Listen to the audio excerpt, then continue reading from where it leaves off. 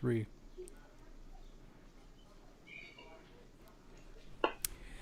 It's your boy Sid, and welcome to the show. Speak your mind all the time. Guys, I got a big show for you, and as promised, I always said it, big things to come. I got two of my favorite guests on the show. J Tuck, introduce yourself. Tell them about your channel. Let's go. What's up, world? Jay Tuck, man, from the Cowboys Fans Only channel. So go ahead, comment, like, and subscribe. Also follow your boy on Twitter at JTuck151, the Cabo Cowboy. What's up, Sid? Yo, what's up, man? Pleasure to have you on again. Our show the other day blew up, and we definitely had to bring it back. So thank you again for taking the time to be with me this afternoon. You. Let's get it done. Yo, Marc, another one who was on my show the other day. Was a great show. We got positive feedback. Please introduce yourself. Let's go. Man, it's your boy Mark Henry on the Mark Sports. Man, check my podcast out here in Texas. Big time high school media in the Dallas area at Top Texas Prospect Show with my brother from another mother, Matt Davidson. Also, we do an NFL show, the Timeout NFL show, that's in its infant stages with my boy Matt Davidson, myself, Miguel, and also Sid came in and rocked out with us last week. You can find TXTP Show on Twitter at TXTP Show, at TXTPShow.com. Also, we're on Apple Podcasts, Google Podcasts, Spotify for previous episodes. Some of our guys are hitting the college scene now. So if you want to hear some recruiting and talk to some of the top prospects in Texas and in the nation, hit us up. Yeah, man. Trust me out, guys. I was on that show last week. Great show. I want to send a shout out to Matt and Miguel for having me on the show. And Jay Tuck, man, I watched your show last night. Big things. I see you changed your whole setup. Thanks for the shout out, guys. Trust me, tune into his channel, Cowboys Fans Only, and trust me, big things to come with his channel as well. Appreciate it, my man. So listen, obviously there's always NFL talk, always NFL topic. Listen, there's a lot of things going on. Training camp is around the corner. What do you guys think? And do you think that it'll start on time so our season can start on time? I don't know who wants to take off. Mark, you want to jump on it first, and then J Tuck, throw your comments. Let's go. Hey, go ahead, Mark. You got it. Well, right now, allegedly with big quotations because we don't know when they're going to start. The Cowboys themselves have opened back up the start in Frisco. It's been about 2 weeks, maybe going on 3 now. Business as usual around there. The players have trickled back in gradually, and they're working out there. Training camp officially is going to be in Frisco. They're not going back to California. This will be the Cowboys' 4th training camp in team history in Texas. So they're going back to trying to get things under control. The biggest thing is just trying to be safe with this COVID-19. The thing about the virus is it's highly contagious.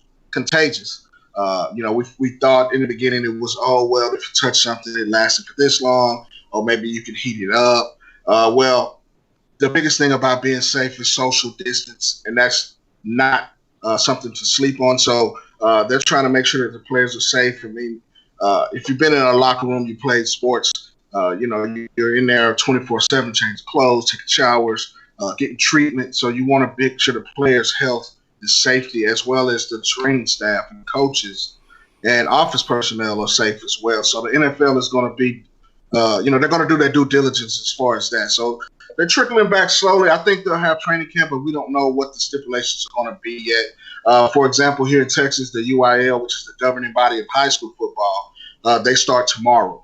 And the kids will be back to go back to their high schools and start training with the coaches under certain precautions and stipulations. They're being really strict about this.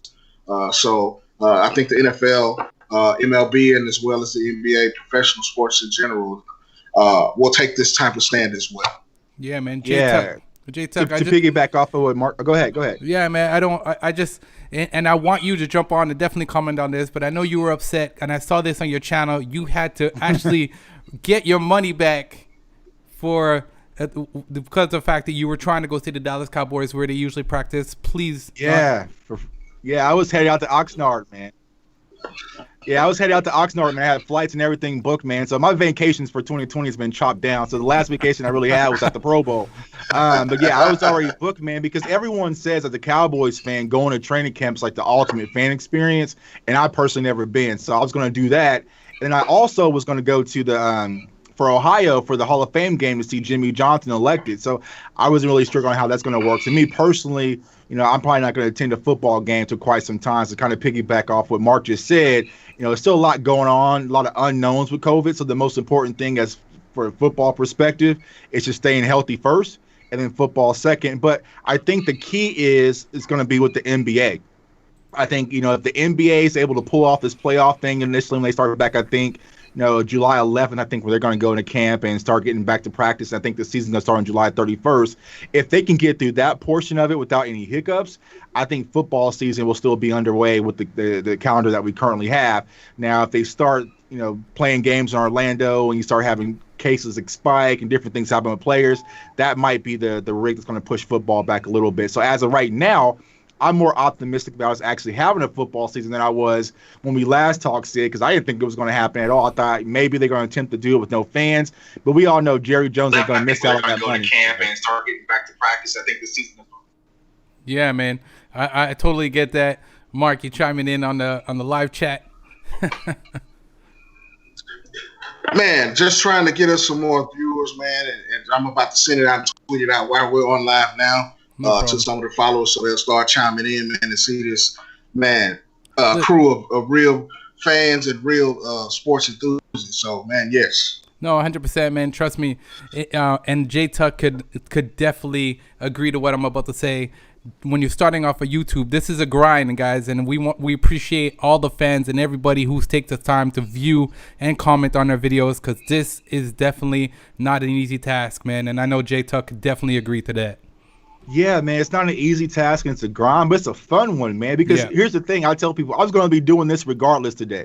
Just sitting back talking football if I was out without lockdown, whether I was in the barber shop or, with my friends. So it's all fun. The only difference is we ain't got the Madden controllers in our hands right now, because if not, it'd be a lot different. But yeah, man, I love the sport. You love the sport, Sid. Mark, you love the sport, man. So I love being around guys who actually know this stuff, talking the game that we all love, man. Yeah, man, 100%. As you notice, all you viewers, Mark is a Houston fan. We kind of touched on that a little bit. Me and J Tuck are definitely Cowboys fans for life. And Mark, we spoke about this the other day, and I want J Tuck to definitely get some feedback about the reason why you're a Houston fan and why you left Dallas. Oh, left. Okay. I wouldn't say left. But like I said, I'll give Jay Chuck a small background. I'm originally from Houston, Texas. Okay. Grew up in Houston. Tony Dorsett was my favorite running back growing up, along with Earl Campbell. So I had his book. I had the Cowboys roster. It used to be on a pennant kind of with Jeff Code and all those guys. Randy White, of course, Tuton Jones, Drew Pearson, the original 88, Roger Staubach, those guys. And then, of course, when Emmitt Smith, Michael Irvin, Troy Aikman, Deion Sanders, Darren Woodson, who I've had a chance to meet a couple of times, those guys were on the teams in the 90s. I rooted for them. But anything come out of Houston, if you're not rooting for it, man, you're gonna get slept on. You're gonna get smashed on in my neighborhood. So you gotta be down with it. I can't go home wearing Cowboys gear. Okay, it just won't happen. I get shut out of my hood. You know what I'm saying? I might not get a plate at the dinner table. So moms might not cook for me. But you know what I'm saying? It's always H-Town for life. You know what I'm saying? Whether it's my music or whether it's what I'm wearing. I'm always be down with Houston. But I live in the Dallas-Fort Worth area now as an adult. And so I see firsthand things about the Cowboys. Being in the sports media on the high school level, I rub elbows with professionals, collegians, and coaches. So, I'm pretty well versed in all things media, even with, our local newspapers, Dallas Morning News and the Star Telegram. I have friends and associates there. So, I get to see things that the average fan or person doesn't get to see behind the scenes. So, that's where I come in with that. So, as far as the Cowboys of today, we've talked about this extensively. I do agree that Dak should get his bread, his money. He's been a model citizen. On the last show, Sid, we talked about him giving $1 million for police brutality training, and then you got the flip side, so Drew Brees thing, which I think is an important topic right now in the NFL. And then off air, we spoke about the players getting together, which included Zeke Elliott getting together on a Zoom call to give us a spokesperson type word to the NFL is, hey, I could have been George Floyd. That could have been me. You had OBJ, you had Saquon Barkley, you had Michael Thomas, a teammate of Drew Brees, who was leading the charge in that. So all of those things are relative to what we are experiencing, and we are waist deep in those situations here in America right now. Right. Yeah, man. Jay Tucker, please, I want you to chime in because it seems like you guys both have a lot of background when it comes to, getting in touch with some of these Dallas Cowboys players and meeting these players and meeting the coaches. Jay Tuck, please touch base on that and let us know who you think is going to make a big difference with the Dallas Cowboys going into the season. Yeah, well, to kind of go off what Mark just said, my two college roommates, they're from Houston, so I know all about the H-Town, man. They always throw up the H and all that fun stuff. They're probably watching right now, man. Yes, sir. Sir. H-Town. I think it was Lamar. Lamar's the high school he went to. That was okay. I went to Booker T. Washington. We played them when I was in high school, so we're both in the same school district. So they know everything about that. They know. But yeah, Sid, a lot of players to watch out for, man. As we spoke about on your show last time, Dak needs to get the contract. I'm fully in agreement. Dak has earned it in every way, being a model citizen. Actually, he just donated, like Mark said, $1 million out of his own money without even locking up a contract. So Dak has done everything right. And I think a lot of players, with the Cowboys team, as we spoke about, Sid, man, there's so many different X factors when it comes into it. So as you watched my show yesterday, I think the main X factor is going to be Kellen Moore, really putting these offensive weapons and pieces together, making sure that it's well balanced and well versatile as far as the game planning and the concept is going on, and also making sure you're utilizing the proper weapons in the red zone. So that really comes into the Blake Jarwins. I think CeeDee Lamb's going to have a huge impact. So, yeah, it's a lot that goes on with the Cowboys. I really can't single out one player because it takes a team to actually win a championship, and that's what all of us Dallas Cowboys fans are really focused on, is winning a championship. I think it's just, Mike McCarthy and the staff putting the right pieces together at the right times, which I think he has the staff to actually do it. He has the championship pedigree. He's won a Super Bowl. He's bringing other head coaches on the staff. So, I'm all for the up and up for this football season. I expect big things out of the gate with the Dallas Cowboys team. Nothing less, nothing more. Yeah, man, 100%. You hear that, Mark? Kellen Moore is going to make a difference. Well, he as the old folks used to say, he got his britches wet a little bit. Yeah. And, he was a big-time quarterback at Boise State coming in. He never just I don't think he had the arm strength to be a everyday starter in the NFL. So, he soaked up as much knowledge as he could, around Wade Wilson, around Jason Garrett. Some people may not think Jason Garrett knows anything, but he was an NFL quarterback. He was coordinator before. So I think that he's going to use Dak's strengths, which I think is his feet, him being mobile. You can't stand back there and be a statuesque quarterback anymore. You have to be able to move around. I think that's what separates Dak from some of the other older quarterbacks, Tom Brady's. Even Jameis Winston is not very mobile, just to be, shining lights. Everybody thinks every black quarterback plays the same, and they don't. But I think that Dak is ready to take the next step. You don't draft CeeDee Lamb if you don't have Dak in your future plans. Right. Yeah, man. Right. Talking about CeeDee Lamb, Jay Tuck, I saw you pulled out that jersey yesterday, the number 10. Right. It's okay. I got 10 jersey. Yeah. I got the 88 coming.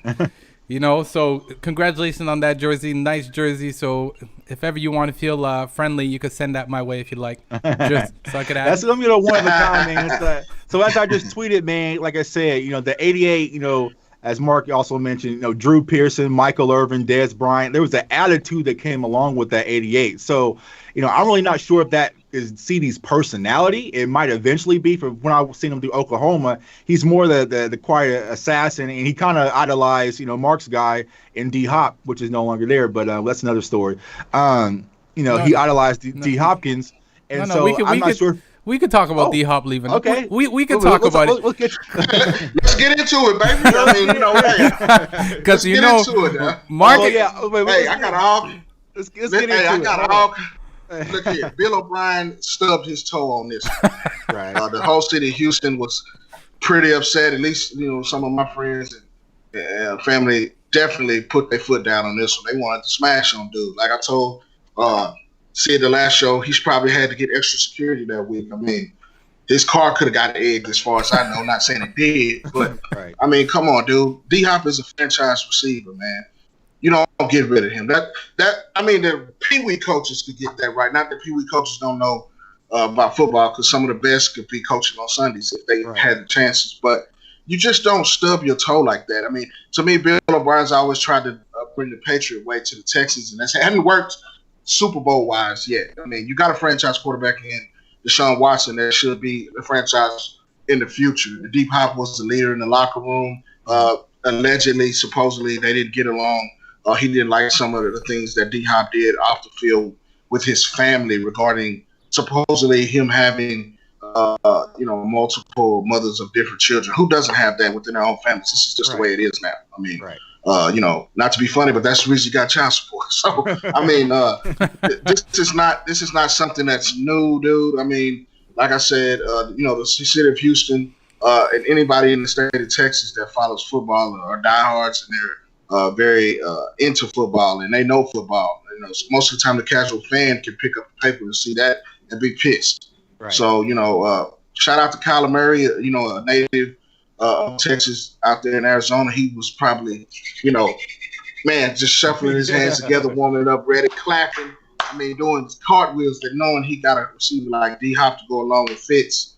And then we get back David Johnson, who's been an injured commodity the last 2 or 3 years. So he's got a lot to prove. I don't know why we didn't draft a first-round running back. That would have been what I'd done to go with Watson. Now that we lose that kind of firepower on the offensive side, Houston's Achilles heel, just like Dallas, has been in the secondary to me. Mm-hmm. We got a cornerstone pass rusher and J.J. Watt, but he's on the back end of his career. You got Whitney Marcellus, who's got a contract recently. He's a pretty good player. Then we lost Jadeveon Clowney to the trade to Seahawks. So, I mean, we're hurting right now. You know what I'm saying? So I believe that Deshaun Watson is ready to take the next step. He should be right behind Dak and get a contract. Yeah, man, 100%. Before you chime in on that, Tuck, I just want to send a few shout-outs. We have a few people definitely writing some comments. I want to send a huge shout-out to my Cowboys family. He was one of the first people who was on my show and on the channel.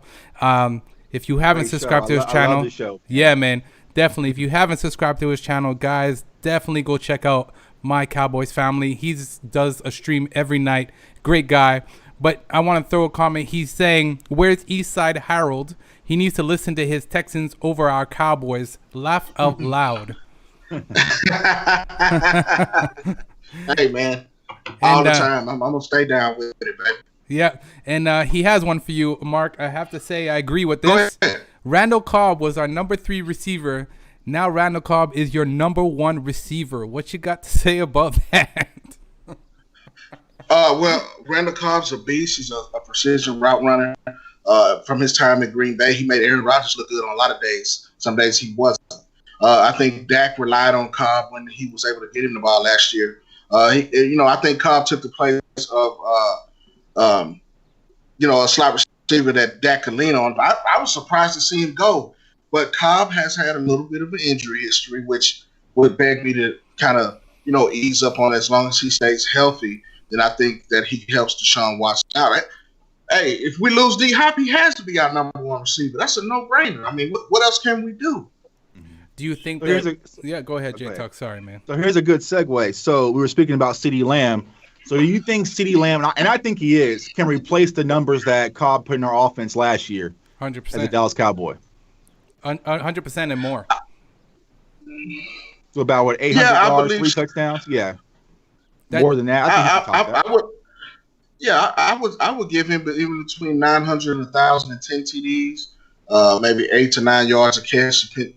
You got to look at what the Cowboys are getting. You got you have Amari Cooper, you got Michael Gallup, and now you bring in the young stud who happens to be a native Houstonian as well, CeeDee Lamb.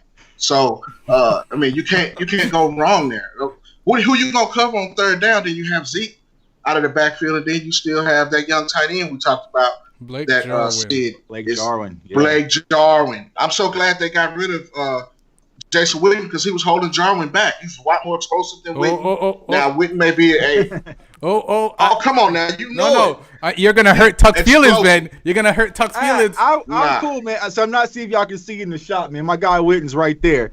But, you know what I'm saying? I love it was Jason time. Witten. Yeah, we love Jason Witten, but it was time. It was time. I mean, even from a Madden standpoint, man, I would throw the ball to Jason Witten and be like, what's going on, man? So he's a great guy. He should have just stayed, retired. I'm not even sure what he's going to do in Oakland. I mean, not Oakland, but Vegas now. He didn't go to Vegas to play football. He went to Vegas for Vegas. Man, you gotta give it up to Jay Witt, man. Listen, he's a Hall of Famer first ballot. He's been a cornerstone in the Cowboys, but you got to realize that time and age are undefeated. Everybody gets old. Undefeated. Look, Emmett had to go to Arizona. Look how ugly Emmett looked in that Arizona uniform. Horrible. And he was injured, and he had a hard time out there. He came back and retired to the Cowboys, and it's been history.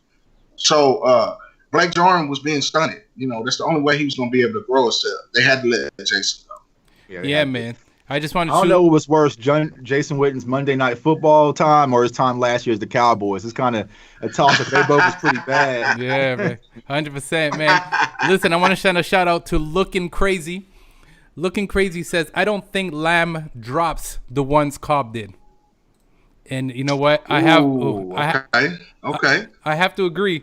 You know, I don't think that listen, Cobb when Cobb came onto the Cowboys, I believe that we were only going to have him for 1 year. I don't think that he was going to be with us a second year, no matter what he did. And that's my opinion, and my opinion only. So I do agree with what Looking Crazy said.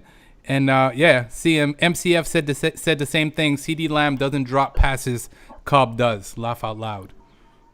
Yeah, but we had a lot of drops last year though. But let me ask Looking Crazy a question. Yeah. CD Lamb hasn't had a chance to drop a ball in a professional level yet. That was in college. Coverages are different. It's easier to get open in college. Let's let him get 10 games in, half a season in before we just give him the nod that he doesn't drop passes. Now it was on the Division I level. They did go to the playoff 2 years in a row while he was on that team. But if you know anything about football, every level you step up, the competition gets better. So these are grown men he's playing with now. Not to say he didn't play against elite competition at the time, but let's make him earn it. And that was my big thing. And I talked to Sid about that last week. The kid wanted to wear number 10. Let him wear number 10. Why force 88 on him? If he wanted it, then let him have it. Exactly. Why not let him sell number 10 jerseys out? Now we got to have a third 88. Man, let him build his own legacy.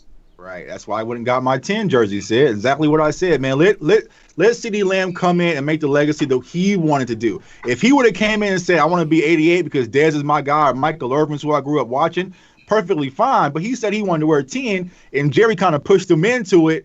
Like, he really couldn't say no. So that was my whole ordeal. So that's why I wanted to honor CD Lamb coming away, because if you watch my reaction video, I was ecstatic because I was one of the people who called CD Lamb like a week and a half ago before the draft even started. So yeah, but like I said, it's gonna be explosive weapons all over the field. Just use them at the proper time in the proper situations. Yeah, man. Jay Tuck, I don't know if you want to chime in on some of these comments. I know you have it open on your window as well, so go ahead. You can read some of those comments and definitely reach out some of the supporters out there. Oh, let's go. Let's see. My Cowboys family. Blake Jarwin is a pass catching tight end. He was a wide receiver in college, and the Cowboys have a lot of 11 personnel. That means a lot of Jarwin splits and a third receiver in Lamb. Yep, that's exactly, man. He's going to be that extra target. So you got to think about the numbers from the aspect of with Gallup, Cooper, Lamb, and also with Jarwin. Dak has a lot of weapons at his disposal, man, which I'm excited about because Jarwin, we saw flashes of it last year. Just get the ball up, get the ball in his hands. He can do stuff with it. He just had that old anchor that was holding him down in Jason Witten. So, also, not just Jarwin, but I'm also excited about bringing Blake Bell into the equation too, because he's one of those, undercover, sneaky type of tight ends. I think he's going to be a good red zone target for Dak as well. So the weapons are definitely there. Like I said, it really depends on the staff to use them in the right moment. No, 100%, man. I think Blake Jarwin's going to, in the beginning, I have to admit, I was unsure, but I've been seeing a lot of videos on Blake, and I started looking at his highlights from last year. Like you said, I think that he was behind Jason Witten. He wasn't able to, have that limelight shine on him the way he deserved it, and now I think it's going to be his time to shine. Exactly. From a defensive perspective, you really gonna have to pick your poison, man. Because don't forget about that two-headed monster we got in the backfield too with Zeke and Pollard. So I mean, it's gonna be a fun season. I can't wait to see everything put together. Yeah, for sure. Listen, I want to shout out to Christy Bean. Mark, your sister's definitely in the channel checking us out. Huge supporter. No doubt. She's also Yes, a Houston fan, but she likes the Dallas Cowboys, I guess, as her second team. But she needs to flip that over. You know, you don't have to worry about the Cowboys recruiting fans. They got them for life. Yeah, man. This is America's team, most visible franchise in the nation, and definitely across the world. I mean, they can say Dallas Cowboys in whole different languages and stuff. So, you don't have to recruit fans, but man, the Dallas Cowboys, they're America's team now. Yeah, 100%. Also want to send a shout out to the boys 2138. What's salute, up, man. fellas? He was there last night on my stream too, man. Great fan, man. Appreciate you. Thanks for tuning in. And Christy Bean said, nope, she won't be flipping over to the Dallas Cowboys, but it's all good. It's all good. So listen, guys, what do you think that the NFL will be taking on this year with the whole COVID? Do you think that the Dallas Cowboys or any team will have trouble playing with or without fans? And, we know that if they decide to have fans, it's not going to be a full capacity. And do we think that's going to make a difference going into the NFL season? So, nah, not really. I mean, if it's without fans, absolutely. I think it would be because it's going to be a different experience. I mean, I think I saw something on Twitter. It's like a Japanese baseball team. And they had stuffed animals in the crowd. They had a bunch of like stuffed animals in the crowd or something like that. So that's not going to happen. But, you think about it, if you break down the numbers at AT&T Stadium, I think, 50% is 40,000. So that's enough for Cowboys fans. And I think, as we get closer to the season, Jerry's going to push that governor a little bit and probably be 75, 80. So I think the fans will definitely be in the stadium. I didn't want any excuses this year because if it was kind of, zero fans and all these different rules due to COVID, I would hate for us to, start 40-piecing these teams like we expect to do, and it's got all these asterisks placed on it. So, I think right now it's just, football as usual, man. So I want zero excuses, but yeah, I don't think COVID's going to play as big of a role as we thought it was, especially when you see the ways of the world right now. I mean, I live here in Kansas City, so I was probably like an hour away from the Ozarks where they had those huge lake parties everyone saw on TV. So people are kind of over it per se. So I think when it comes to football season, you'll see people out and about and tailgating and doing normal activities. So.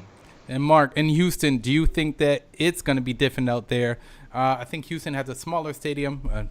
I know they do. And you have a smaller. You have a smaller fan base. You have a smaller fan base. Do you think fans will be taking the chance to go and watch a Houston game? Because if I was in COVID and I had to go watch Houston, no, I wouldn't take that chance. Man, look, they gonna pack NRG as much as allowed. The thing about any type of virus or disease, and especially COVID, the most important thing is hand washing. Okay, they teach us that in the medical field. I have a extensive medical background, but you have to wash your hands. Okay, and when you cough into your shirt. When you sneeze into your shirt. It's spread through those type of fluids. So the NFL and any professional team or sport are going to take the biggest precautions medically allowed. You can't have people in close proximity. I have a son that's a senior now. He's not able to graduate. So we're having a online graduation, and then they're having a graduation where they don't allow 4 of us to go. Well, I got a family of 6. All of us can't go. My parents can't even go, and this is their first grandchild graduate. So, those are the type of things that are happening socially, as well as, us being without sports for 4 or 5 months now. I mean, we can't even watch anything. That everybody was hyped over the Last Dance, like, it was the second coming of Jesus, because we just didn't have sports. Right. And, we're fighting just to stay alive with sports. Down here in Texas and in Oklahoma and surrounding states, summer baseball is kind of cranked back up. So, we're inching out. gradually back into society. And then, of course, the big news story right now outside of sports is the protesting that's been going on. So you have big crowds of people going on there. So if anything, we can kind of learn from this. You're going to have to wear a mask, so be ready to wear a mask to go into these stadiums. You're not going to be able to take purses and big time belongings like wallets and stuff. You may have to have something where your ticket scanned. If you guys been in a professional game, they already do that kind of stuff. So security is going to be tight. You get out of line, they're going to throw you out. So, I mean, the NFL is going to take the precautions that they need to get this game going. Yeah, because I tell you, I'll tell you, man, you've been to an NFL stadium and especially in the men's bathroom, washing hands is the last thing people do it.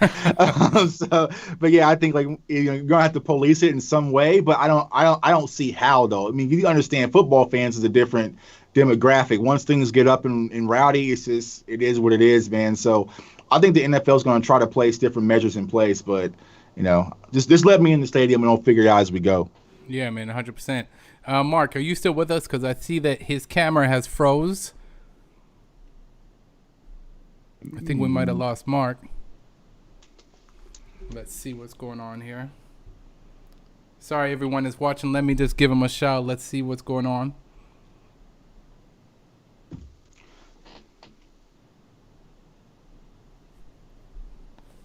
This is the time when you sing and entertain, Sid. Yeah, man.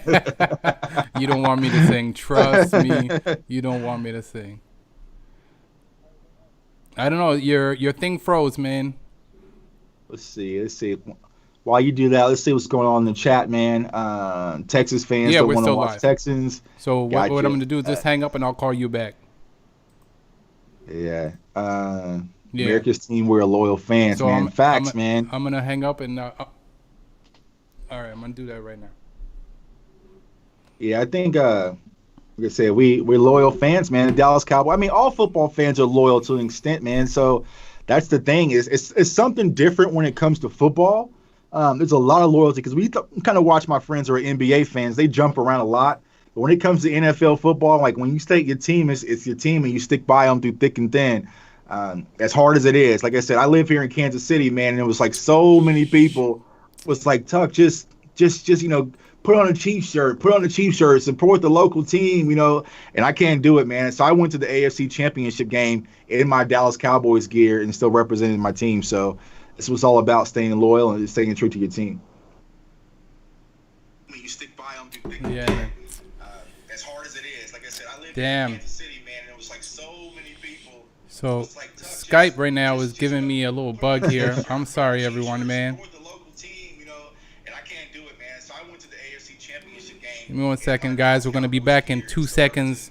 Please don't leave. We're live.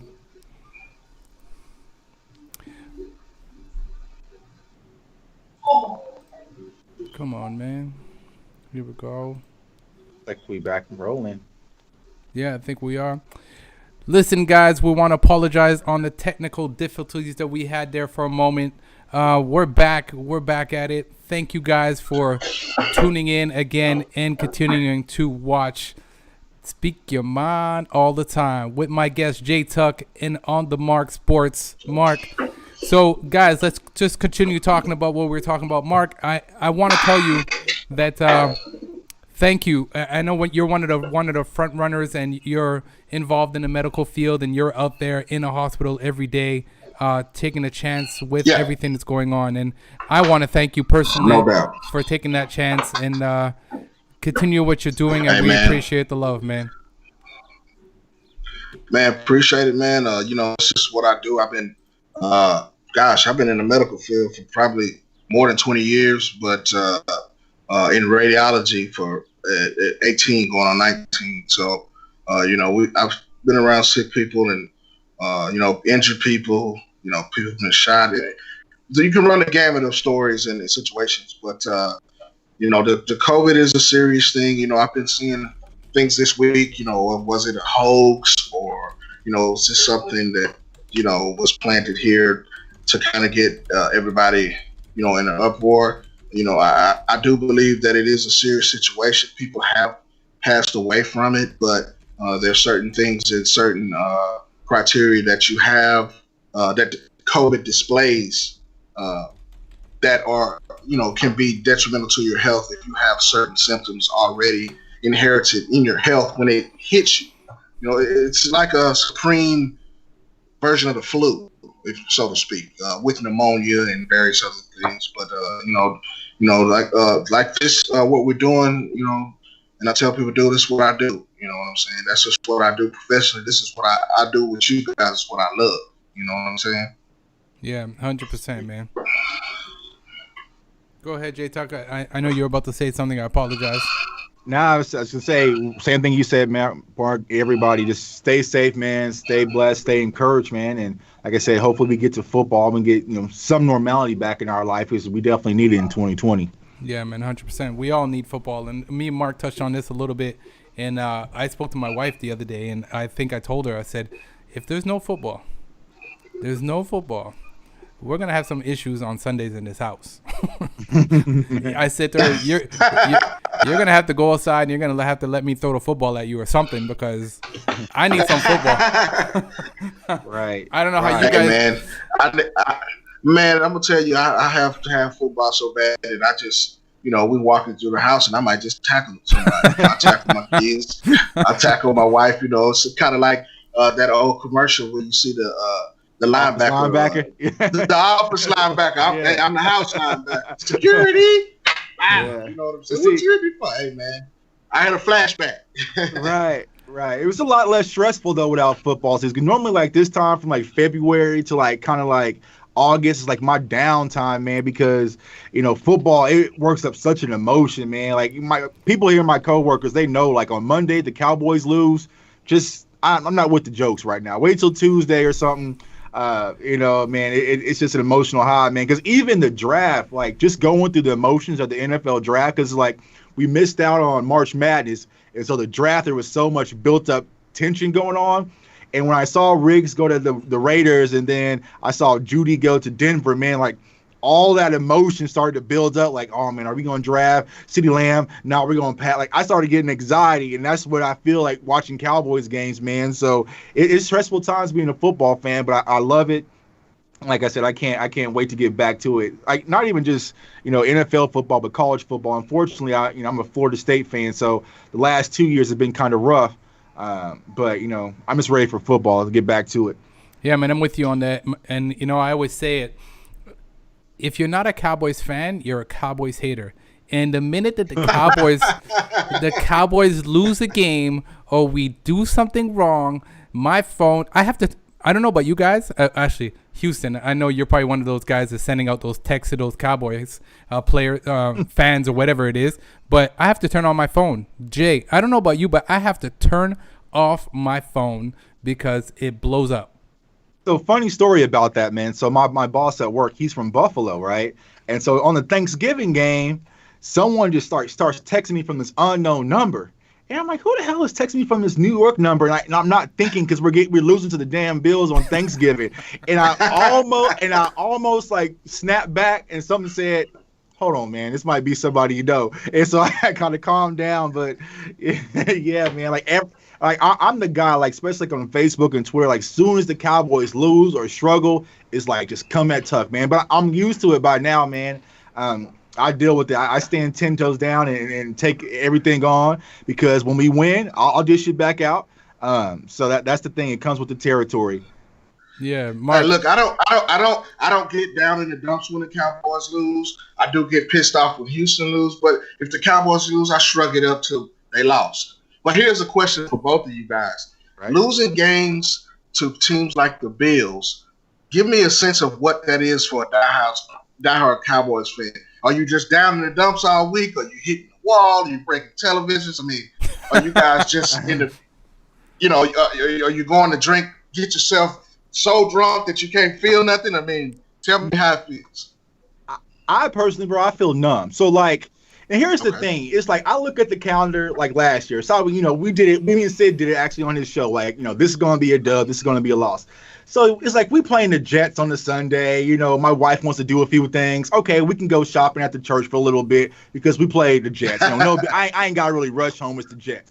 So you get home and you're sitting there and you're just like, you can't rationalize what's going on. Like, we really about to lose to the Jets when the quarterback just came off from mono, and like, you just don't, it's just so frustrating, but you don't know what to say. Like, even for Thanksgiving, like, we just bought a house, man, and we had the whole family here for Thanksgiving, and you just sitting there like, the Bills, right? Crushed. The Bills. Like, I can't. I don't know what to say. So no, I don't want to see the Christmas lights, being lit up on the plaza after Thanksgiving. I don't want to do Black Friday shopping. I don't want to do none of that. And then here comes another one where it's like, all right, Mitch Trubisky. Okay, cool little game. We got it in Chicago. No big deal. And so it's just. But as a Cowboys fans, you understand you got to throw in a few of those what the hell games under the Jason Garrett era, because it's bound to happen. We'll get off of a good start and we'll start winning games, and then it's just one of those teams where we're just sleep that punch us in the mouth, because everyone gets up to play the Cowboys. Here's my question, Jay Tuck and Sid, both of y'all. I'd like to get that perspective from a Cowboys fan. Is it just in the Cowboys' nature? Is it just they're just under a curse or something?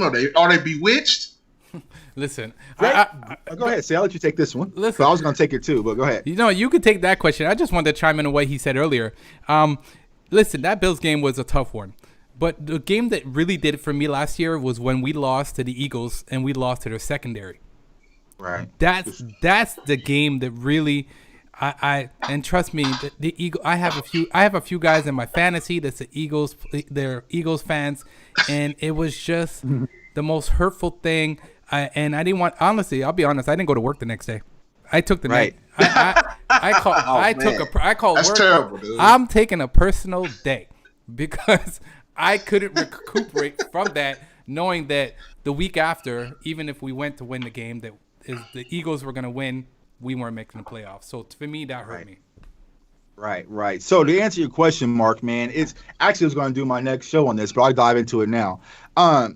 What has to change when it comes to Dallas Cowboys football is from the top to the bottom.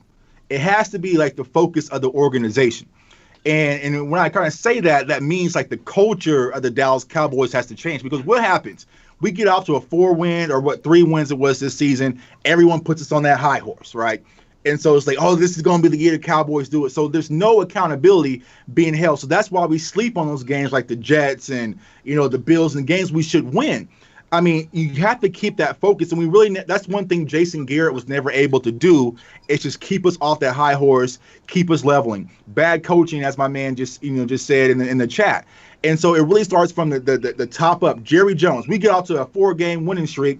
Here comes Jerry Jones talking about Super Bowl. It shouldn't be that case. You take on the Patriots, per se. It's one game at a time. We focus it on next week. So the whole culture of the Dallas Cowboys really has to change before we get back to that winning tradition. Like, back when we had the glory days with Emmett and Aikman and Irvin, winning 3 games on a 3-game winning streak was nothing.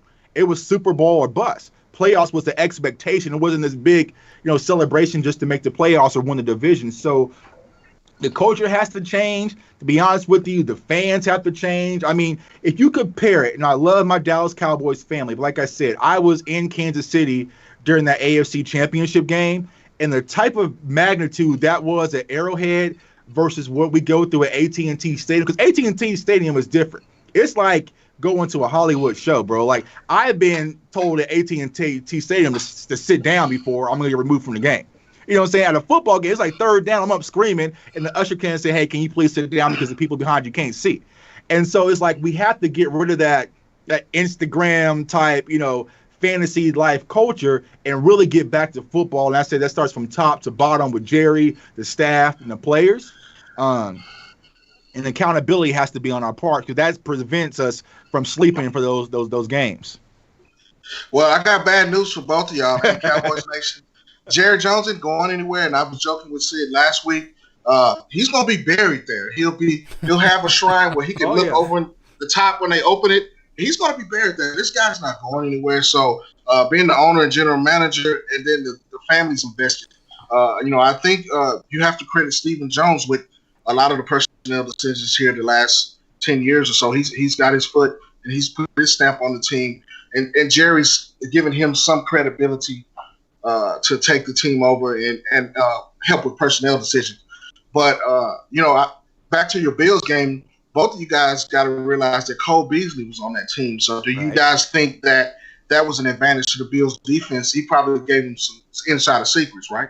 Yeah, hold up one second, guys. Before we jump into that, Chuck, I just want to comment on some of these comments that we're getting in the chat. So, Shoot. Nate, listen. I saw that one. I don't know if you want to get that one, Listen, every time Nate comes into the chat, what's up? He always throws a comment about Dak not being signed, and now he's saying by June 15th, Dak's going to get traded. That's not going to happen, so I'm not even going to attempt to even comment on something like that. But I do want to definitely read a comment that my Cowboys family said, and it's true. And we were talking about the coaching, and I know I'm commenting on this a little late, and I apologize, but I really want to read what he said. Bad coaching is why we lost that game. Why make Dak pass 45 times at the worst, down by 8 points in a game? Horrible coaching. We know we had horrible coaching. We talked about this the other day, Mark, that we got rid of the Clapper. He's gone to the Giants, and I think Mike McCarthy will do big things. And MCF definitely brought that up as well, saying that Mike McCarthy will be bringing big things to the Dallas Cowboys, and I totally agree with that. Yeah, Jerry, just stay out the kitchen. That's my biggest ask, Jerry. Just stay out the kitchen for a little bit. Like I said, I went to the AFC Championship game. I lived here in Kansas City for the last 11 years. I did not know what Clark Hunt looked like until he grabbed the trophy. I asked the guy next to me, I was like, "Who's that dude?" They're like, "Oh, that's the owner." I was like, "Oh, okay, that's what he looks like." But it's like, Jerry just always got to be in the kitchen. Just let Mike McCarthy and the staff do what you paid him to do. And that's it, man. But like I said, it starts up the top and to the bottom. But like you said, Jerry ain't going nowhere. There'll be a statue. He'll still be making decisions probably after that. So, Mark, Mark, you I definitely. got a quick. Go ahead. No, I want to know. I know you definitely know what your coach looks like. Definitely from head to toe. But I stand by the team. I don't have to like the coach to like the team. Right. Yeah. That's the two different things. If I worked for them, then that'd be different. I'd have to be, a coworker, so to speak. But I don't work for Bill O'Brien. I root for the Texans. I root for Deshaun Watson. Right. You know what I'm saying? I root for Whitney Merciless. And those guys. That's my team. I'm behind Deshaun Watson. I'm 4 flats down with it. So just like you guys, like the Cowboys, I get upset about certain things about the Texans. And we have to live with it. It's ride or die. Whether they 2-15, I'm a ride with it, because that's, if you're not, you're a fair weather friend. Right. So you need to get off the bandwagon when they win the Super Bowl. I don't want to see you cheering the Cowboys when they're not 2-8 or 2-5. You need to be mad, but you still need to be pounding the pavement for them. Right. So Nate, when Dak brings home that championship Super Bowl, don't you be at the parade. Don't say a word. Don't be celebrating. Don't be taking those selfies. No nothing. So all you Dak haters out there, when he finally brings it home, I don't want to hear nothing. And I got receipts. Yeah, man. Hey, I got a question for you, Jay Tuck. Since you live in KC, and I was going to bring it up. Look him. Listen, Patrick Mahomes is a Texas native, of course. Right. He's played his college ball at Texas Tech. I call him Fat Pat. That's my nickname for him that I call him. How is he revered in KC? Is he really popular? Do they really love him? Of course they love him now that he won the Super Bowl. But before, how was the change from him to Alex Smith? Yeah, I mean, because here's the thing. Alex Smith, he was one of the people who was really just outside of football, a staple in the community. And I think Pat picked up directly after that. I mean, to be honest with you, my friend is a huge Chiefs fan, and he met Pat Mahomes in just a Walmart, and Pat signed autographs. I mean, Pat has done stuff with my church, and so as a person first, like, he's a good kid and he's easy to root for. And as a player, of course, everything he does is just jaw dropping. Like, even as a non-Chiefs fan, I gotta sit back and say, damn, man, like, so like I like Pat personally, man. He's a good person. He's a good face of the franchise here in Kansas City. So he was something that the Chiefs really needed, just to kind of get that spark. Because even Alex Smith, he had him right there at that pinnacle. He could just never get over that hump. But now, since Pat Mahomes is who he is now, originally there was a kind of a rift because they took Pat Mahomes over Watson. So that was kind of the divide. Why didn't you take Deshaun Watson? There was like, we should have took Deshaun. We took this quarterback from Texas Tech. But once they saw a few throws, that kind of went out the window. So yeah, I mean, I'm personally a Pat Mahomes fan. Like, I just like him as a person first, and then the player. But yeah, I can't root for him. I can't put a Pat Mahomes jersey on. I know. Like, I was literally thinking about getting a Cowboys shirt with putting Mahomes on the back, and wearing to the A, because like everything, because we was here in Kansas City called Red Friday, man. So you got to wear your red to work and school and everything, man. Here comes me to work in my Cowboys tie. Like, what's up? You know what I'm saying? So like, it is what it is. So that's probably the biggest argument me and my wife had, is she bought her a Chiefs hoodie and wore it to school to represent for Red Friday. And I was like, nah, you outcasted. So, but the Chiefs have a solid team, man. Like I said, it's really the culture top to bottom. And I think there's a lot of a lot of Andy Reid and Mike McCarthy. And so I think that he's going to be one of the coaches that the players can rally around, just like they do here in Kansas City.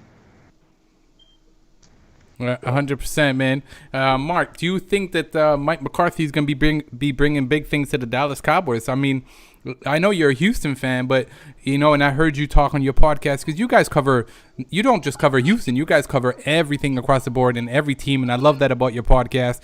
Guys, again, if you don't know about it, I have it there scrolling at the bottom. Definitely go check out his podcast. These guys are great. So I want to know your take on Mike McCarthy and the coaching staff that Mike McCarthy has brought on to the Dallas Cowboys. What do you think? And do you think that the Dallas Cowboys have a chance to make that Super Bowl this year, Mark? Well, I don't think Mike McCarthy takes that job unless he has a quarterback, and that leads me back to Dak at the top of everything. Mike McCarthy has a proven record with quarterbacks. With Brett Favre in his career, and definitely the emergence of Aaron Rodgers after the fact. So I think that he's going to bring a new voice, something to the table that Dak needs, which is structure. And I think he's got a winning mentality. As you Cowboys fans have said from the get-go, you got Tyler the Clapper and Mr. 8-8 with Jason Garrett. So, that era is out. Bringing the Mike McCarthy area, I think he's going to be a lot more structured, a little bit more disciplined on the offensive side of the ball. Where Dallas has been weak is on the defensive side of the ball. In the secondary, mostly. The Hot Boys have always made noise up front. You got two studs, cornerstones at linebacker, and Smith and Van Der Esch. I mean, they play sideline to sideline. You got the old dog still hanging on, and Sean Lee, which I think, he's going to be more of a coach to those guys. Maybe some situational things on third down where he might be able to rush the passer. He still got that sideline to sideline speed, but he just can't stay healthy. But if you can get Van Der Esch healthy and Smith, those guys are two dogs on the inside. Then also Alden Smith, they're adding. He's working with my guy Brandon Tucker, one of the top trainers in the D-line in the National Football League. He's worked with him personally since he came in. And I saw something last week, which I talked to Sid about earlier, that Coach Tucker says he's been looking great. He's very coachable.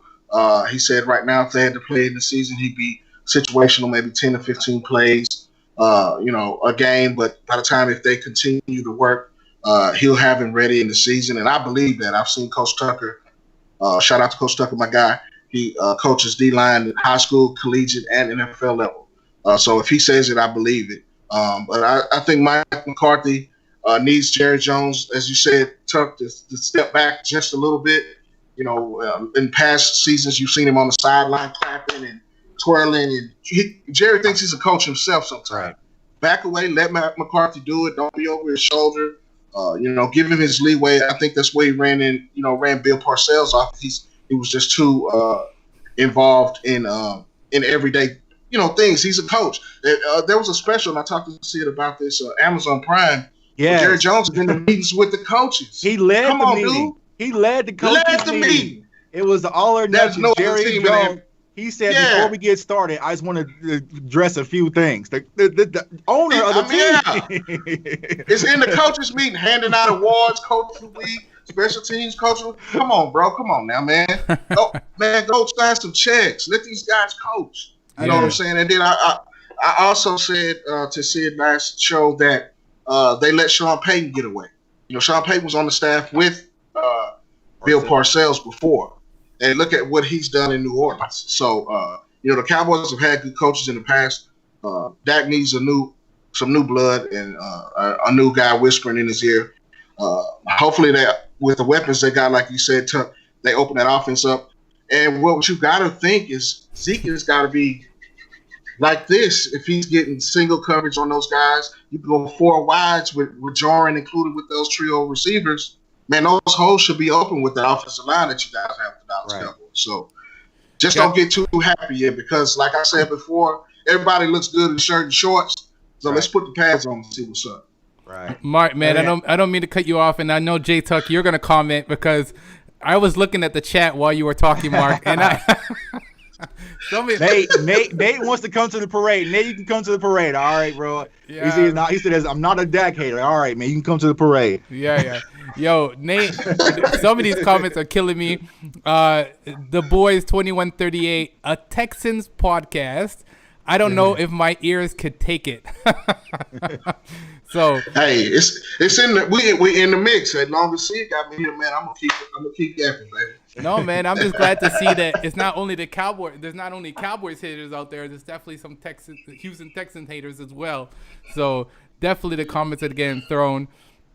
Listen, I want to thank everyone for taking the time to write. Listen, some of these comments are crazy. CD Lamb, Tavon Austin, both a piece-er, and I'm not a Dak hater. That's Nate. And Nate says, I want Cam Newton. Now, this is something that I did bring. This is something I did bring up in one of my videos, and yeah, it's something to laugh about. But at one point, I was thinking, if we don't sign Dak, I was trying to play devil's advocate, and I was thinking to myself, if for some odd reason we decided to say, hey, enough with Dak, would it have been a smart move to bring Cam Newton on for a 1-year deal and trade Dak for a better draft pick and so on? I was just trying to throw it out there. J Tuck, are you smiling? And I'm not a guys. Let's make it clear because I got hate on my channel last time because of a comment that I said about Dak. I love Dak. I believe that Dak is the future of the Dallas Cowboys. But I was just trying to see it from the other flip side of thing. So J Tuck, you're gonna comment. I know you are. Yeah. Go ahead. I was gonna say I mean, I don't want to take credit for it, but I was the one who kind of sparked the whole Cam Newton idea coming to Dallas, like on Twitter. And all these Cowboys fans came at me. But what I was saying is if we wasn't going to plan on signing Dak long term and we were going to play this heavy negotiation game, and at that point, we didn't have Andy Dalton. So I was like, Cooper Rush isn't the answer because we all know, Mark said earlier, the strongest point of Dak's game is using his legs. Well, that comes with a premium. You have to pay for that. Yep. Because if Dak comes in franchise, he's not going to be using his legs like you want him because he's going to be thinking about his long-term deal and his long-term certainty. So I was saying Cam Newton for a backup option. That way, if things go wrong with Dak, then we can still go. But now since we have Andy Dalton, then they're perfectly fine. So, yeah. But you said you're not a Dak hater, Sid. You could come to the parade too. Like I said, there's a lot of people out there. So I mean, Mark, you are a Texans fan. So what is your perspective on Dak Prescott, the football player? Like just Dak Prescott, the football player, I've always been a fan of as a player. I liked him at Mississippi State. Had a chance to watch a lot of his games in the SEC then. He's a model citizen off the field. I think the only time that he had a brush with the law, if you want to call it that, he was in a spring break in college. He got in a scuffle with a guy down there, and it was publicized, and you saw him bleed and stuff like that. So you got a squeaky clean image as well. Just like Deshaun Watson, both guys are great citizens off the field. I think where Dak's game needs improvement is the deep ball. He struggles with that sometimes, some of his accuracy. Better move, make quicker decisions. But I disagree with you where you're saying the franchise tag and he's not going to be more mobile. He doesn't have any choice. It's in his game. You know what I'm saying? Because if he doesn't, then he's going to get sacked. When the play breaks down, you got to use your legs. Again, I reiterate the statuesque quarterback being stuck in the mud, so to speak, quarterback is over with. You got to be able to move these days. And even Andy Dalton can move some. Another Houston native, he's from Katy, Texas, played his ball here in Fort Worth at TCU. The only reason Andy didn't win in Cincinnati is he played the Ravens and the Steelers twice a year in that division. It's hard to come out of that. When they did make the playoffs, they didn't win because of where they were seated, so to speak. And you can also say some of Marvin Lewis had to take some of the blame, and they had some other issues within the team. But for the most part, Andy Dalton's been a winner all his life at the football level. And as far as the whole Cam Newton thing goes, that's not going to happen. First of all, Cam Newton is 5 or 6 years older than Dak. Dak's in his prime. So if you give him 4 to 5 years, he's in his prime. These are the maturity years that he needs to have before he becomes an elder statesman. When I say elder, above 30 age quarterback. Wait. So I wasn't saying that Cam was going to take Dak's job. I was just thinking about having Cam sign for a 1-year deal. And I know I just said trade Dak and so on, but I would have rathered Cam over Andy. Well, let's say this, though. Be honest, and I'm going to be honest, I'm a Dak fan, but if you bring Cam Newton into camp and put him behind Dak, there's a quarterback competition. Yeah. That's going to piss him off. I mean, that's what I'm saying. That's why you couldn't really bring in Cam, because if you bring in Cam's coming to eat. You know what I'm saying? Cam is coming to take that number 1 spot. Andy Dalton's cool with just playing the backup and, doing what he got to do for right now. But Cam would come to eat. And that would cause a lot of turmoil, you know how mainstream media loves to do the Cowboys. It would be every day, should Dak Prescott be the starter or Cam Newton be the starter? So it'd be a lot of noise.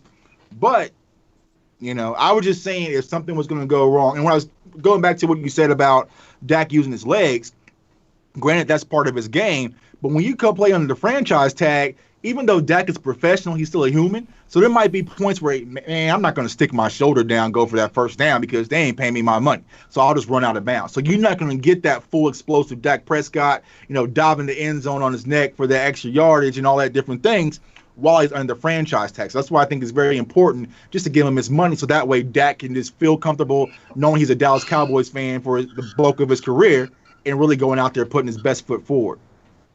Here's where I disagree with that. When you're in the heat of a game, you don't have time to think about your contract. You got to either get that first down or like you said, you're going to go out of bounds. That's him thinking or maybe hearing things from his agents. Hey, don't go out there and do nothing stupid. But when you're in the heat of a game, you're not going to have time to stop and think, oh, I better not get that first down. It's his job to do that. He's a professional. If he takes the franchise tag, he's betting on himself that, hey, I'm a baller. This is what I do. Yeah, I've worked 33 or 35 million. Let me go ahead and show the world, show the Cowboys that this is what I do.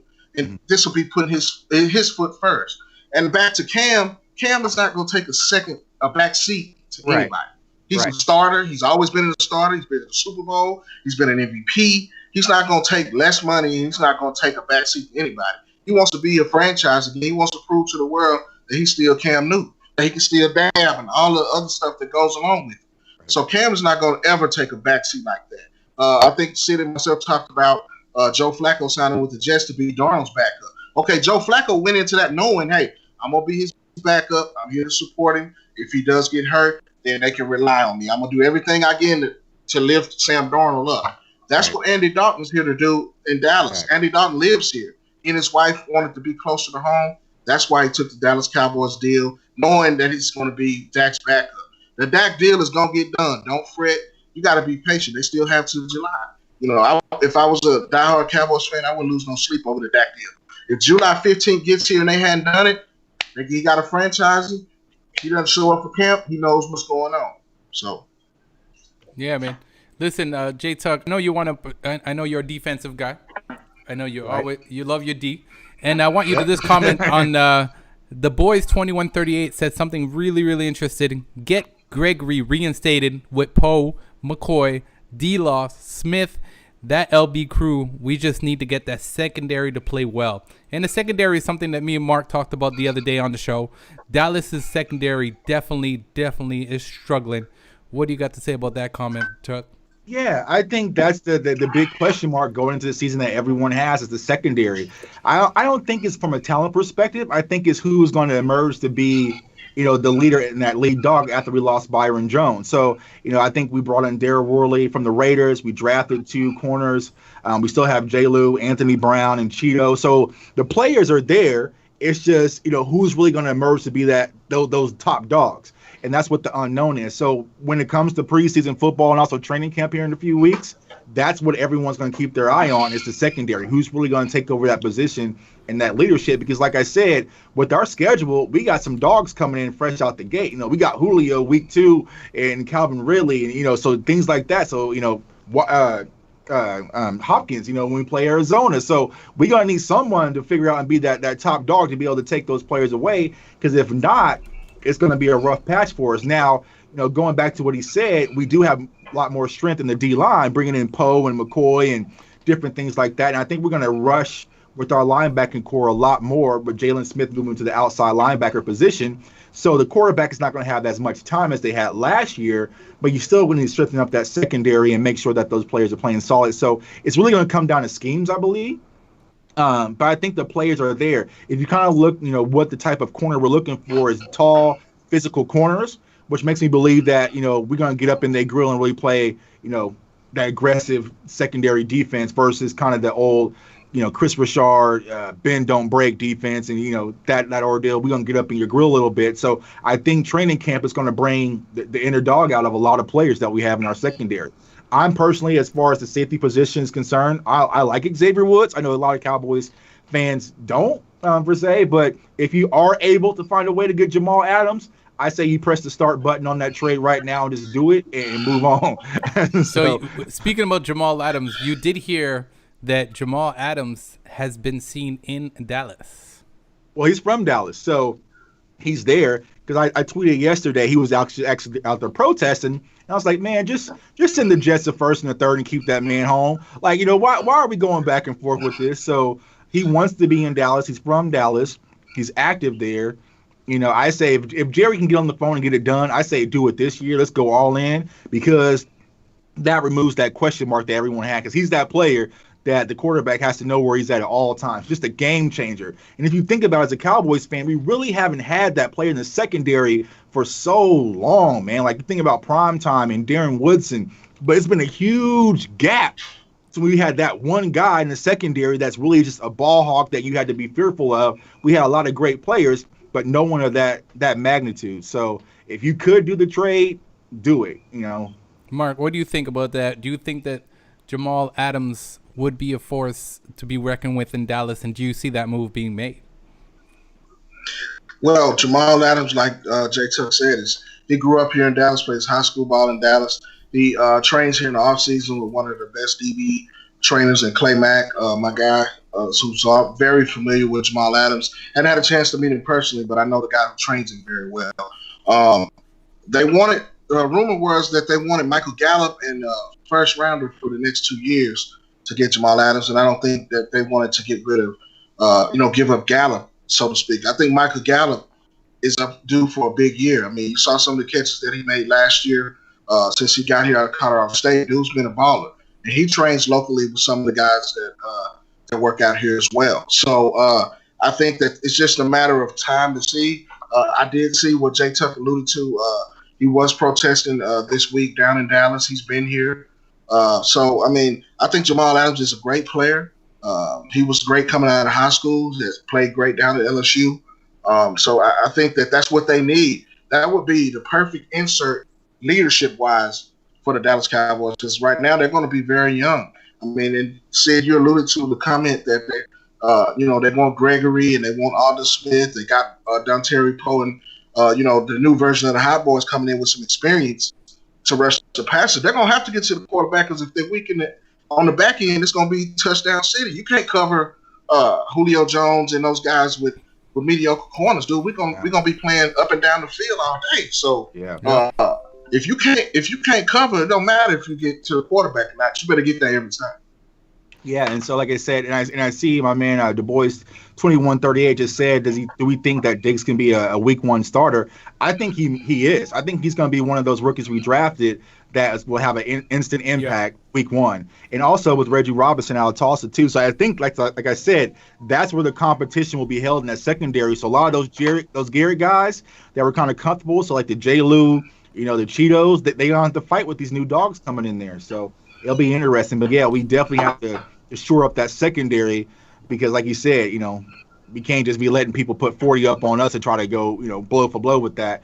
That ain't gonna last too long. Yeah, that's something I mentioned the other day, and I said, you know what? I think that the Dallas Cowboys will be definitely successful because we're good at eating up the clock. That's one thing I can say about Dak. I love that he's good at controlling the clock and being able to, keep our offense on the field as long as possible, and then that way our defense doesn't have to come on. So I like the Dallas Cowboys to do the same thing this year. Let's concentrate on eating up that clock so that way our defense doesn't have to go on the field and do that much work. But we all know that defense wins games as well. And then you alluded to one thing that I haven't heard many people give that credit in this game. Is his play action game is very good. That eats up the clock. When you go in on 3rd and 2 and you think Zeke's gonna get it, Dak pulls it, runs a bootleg, or that's what Jason Witten did for the Cowboys so well down in the goal line that made him a threat. And even you go back to the Dak to Dez Bryant days. Dak's play action game is nice, so you got to give that credit. And I see Nate, your guy, saying here in the comments, Lamar and Patrick Mahomes are better than Prescott. Well, I agree with that to an extent. They had better seasons last year, but the longevity is what you're looking for. Pat Mahomes was on the cover of Madden. You got video game like numbers that Lamar's turning out, and that gets all the headlines. But Patrick Mahomes won a Super Bowl, and Lamar Jackson was at the house. Right. So Dak Prescott was at the house. So if you want to look at the last season, and we as a society or what you've done for me lately type people, we want instant gratification. Of course, they had better seasons like last year and the year before, but Dak's been in the top 10 in all the categories that you look for in a quarterback the last 2 years. So he's right up there. Those guys might be 1, 2, but Dak's in the top 5, 10. Because here's the thing. If you take away those stupid losses like we talked about earlier, people are looking at Dak's season completely different than they are right now. 100%. You take away that Eagles game, take away that Bills, the Bears, and the Jets. That's 4 wins right there. And it wasn't, guys, we got to be honest, those games weren't blowout games. So nobody could say that the Dallas Cowboys played terrible to the point where they got blown out. It was just, they didn't get blown out, but it was games we should have won. Even that Saints game, with Drew Brees being out, we should have won those games. But we moving forward, though. We moving forward. We moving the chain. Hey, well, guys, y'all gonna be sad as hell until y'all get something done in the secondary. And the Texans the same way. Our secondary was weak. We got rid of Joseph, who was hanging on by a thread out there corner. And then I was telling Sid the last show, what pissed me off is they got rid of the honey badge. How you get rid of a dude that's a playmaker like that? Right. That's bad front office stuff. That goes back to Bill O'Brien again, not liking these guys who are, have a big say in the locker room. And, Tyrann Mathieu was a big voice in the locker room. As you can see, he helped the Chiefs defense to a Super Bowl. And you let this guy go. So, it's not just the Cowboys that have stupidity. It's other parts of the players and coaches in the league that do stupid stuff too. But, I could be on my soapbox about Bill O'Brien out there. We definitely know that. We know how you feel about the coach, and we felt like that last year and more than last year. Every year that Jason Garrett was basically the coach for us. I think he only had one breakout year, but like you said, J Tuck, we're definitely moving forward into the 2020 season. Move them chains. Yeah. And and I said it to Tuck. I said it to Mark the other day that the Dallas Cowboys will win the Super Bowl going into this season, and he told me, "There you go, being a Dallas Cowboys fan again." So, what do you think about that, J Tuck? Like I told you, Sid, I had my hotel for Tampa already booked. I booked it in February, right? February. So this past February. And I said, if we draft CeeDee Lamb, I'm booking my flights. So I'm already booked for Tampa, bro. So it is what it is. So I guess we go into the Super Bowl. I would say I'm putting that energy out there right now too, man, because I'm tired, man. Like I said, to see so many Chiefs fans break down after 50 years, I ain't got another 20 in me, y'all. Like I don't. Like I ain't got another 25 years to wait for a Cowboys Super Bowl. Like I need it now, man. I'm tired, and I think what really did it was watching the Eagles win the Super Bowl. Like that really just broke my spirit, man. Just be, with the backup quarterback to beat Tom Brady. I was just like numb, man. Like I didn't even watch the end of it. Like I couldn't watch the confetti fall. I didn't watch no celebration. So whatever the Cowboys got to do to get it done, man. Like I said, get Jamal Adams. They want the first and the third for the next 3 years. Have it. I just want to win and be done with it. Here's a question for both of you guys. I hadn't heard you mention. What about the loss of Travis Frederick in that offensive line? What do you guys think about that? Listen, go ahead, Tuck. Yeah, I mean, losing Travis Frederick as a leader in our team, it hurts. But to be honest with you, he was out 2 years ago and Joe Looney stepped in and we, went to the playoffs and still beat Seattle. Now, I think it's really going to be, can Joe Looney really fill that void for a full season? But drafting Tyler, I call him Tyler Badass, out of Wisconsin, I think he's going to add some depth at the center position. So I think we'll be solid there for the most part because I trust Joe Looney. So I think the O-line will be good. It's going to be a different face, but as long as we got Tyron Smith maintaining his health, Zach Martin, yeah, Connor Williams, Lyle Collins, I think Looney and Tyler can step in and kind of fill that void. I mean, of course, you can't replace, a Hall of Fame center, all pro like Travis Frederick is out the gate, but I think with the depth that we have, we should be manageable and serviceable. But it definitely hurts. But it just added $7 million towards our cap, which will probably be used for getting this Dak deal done. Yeah, man. I have to say, when I heard that he was retiring, that was a shock to me, definitely. And but like you said, there's definitely going to be some players out there. I think Looney will be able to pull it off, but he's definitely going to need the support from the other offensive linemen to make sure that we get those W's. Yeah. I mean, it's just going to be hard. You can't replace a guy like that. I mean, Nope. As far as from a fan perspective and just overall what they mean to the franchise, it's going to be hard to replace. But I think it's going to be more by committee at that center position. But like I said, I trust Big Joe Looney and those guys up front. So I think the O-line will still be solid. And like you said, being able to run these different looks with the weapons that we have is going to make their jobs a lot easier too. Yeah, man, 100%. So, guys, like I said, I just want to take the time to thank everyone who's supporting us in the chat. Big up to, the boys 2138, Nate. I don't know if Nate's a Cowboys fan or not, because a lot of times he's sending a lot of hate. So I'd like for him to answer that if he's a Cowboys fan. I want to shout out to Pat 1984. Listen, that's a huge guy, a huge fan. He's been subscribing to my channel. He's one of the first ones, and I want to thank him for doing that. Guys, thank you very much for taking the time to tune in to the show today. Speaking of Barn all the time will be something that'll be hopefully every week. I'm going to have different guests on, and hopefully we could get a strong panel of the same people every day. Guys, tell them where they can find you. J-Tuck, go ahead, please. Yeah, so J-Tuck, follow my channel, Cowboys Fans Only. Go ahead, comment, like, and subscribe. Like I say, it's just continue to put out Cowboys content from all different angles, all different perspectives. So we bring on guests that you're going to bring on soon. And then Marc, I'm going to have to bring you on as well. And then also follow me on Twitter at JTuck151. I follow all Cowboys fans back. And then also follow our Facebook page, Cowboys Fans Only. So like I said, just love talking Cowboys with passionate Cowboys fans like myself. And yeah. Go ahead, Marc, man. Please chime in. Yes, sir. Again, this is your boy on the Marc Sports, Mark Henry, one half of Top Texas Prospect Show and the Time Out NFL Show. You can follow me on Twitter at Mark Henry44 on the Marc Sports. TXTP Show is one of the top high school podcasts in Texas. I'm saying it here right now. It's going to be one of the, before the year's over, we're going to blow up nationally. We're working on things. You can find us at TXTP Show on Twitter, at TXTPshow.com is the website. You can also find podcast episodes on Apple Podcasts, Google Podcasts, and Spotify podcast platforms. You can also check out the Lone Star Gridiron Network, where they also help us distribute and put out our show. Also, this year, we'll have a Houston podcast at Third Coast Gridiron. Go ahead and follow that on Twitter at Third Gridiron. That'll be focused just on high school football in the Houston area. Some of the things that I've been working on. I also want to shout out my sister Christy Bean and my brother Donovan Bean. They've been tuning in. Shout out to all my family in Houston, all my family in Texas, all my family all over, man. This is a worldwide thing. Again, I appreciate Sid. It's your boy Sid from Canada.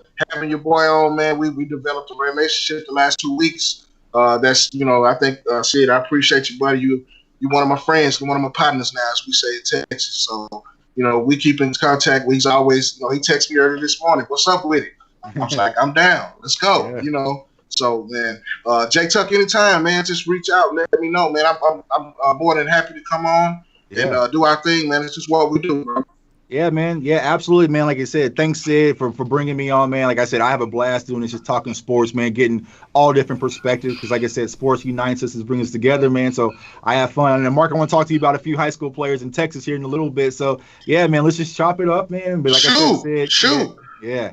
No, 100%, guys. I want to thank you guys for coming on, man. I love just talking football. Guys, this doesn't always have to be about the Dallas Cowboys. We can definitely, we touch on other teams and other topics, and I want to continue doing that. Mark, while you were talking, it was cutting out. But, guys, I will have all the information that Mark spoke about in the description, so be sure to check that out.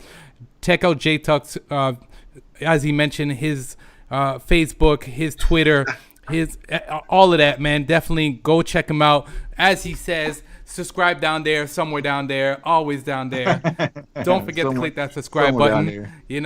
Mark, I see you with the Houston shirt. It's all good, man. And Mark, I have to tell you, I'm looking at the comments, man. Somebody talking about they're gonna follow me, but they have to do something like the Texas logo. It's going down. That's what we do, baby. Hey, I'm gonna ride or die. Yeah, man, 100%. Guys, once again, thank you for tuning in to Speak Your Mind all the time. Please go check out these guys. Subscribe to everything that they've announced. It's your boy Sid, and I'm out. Peace.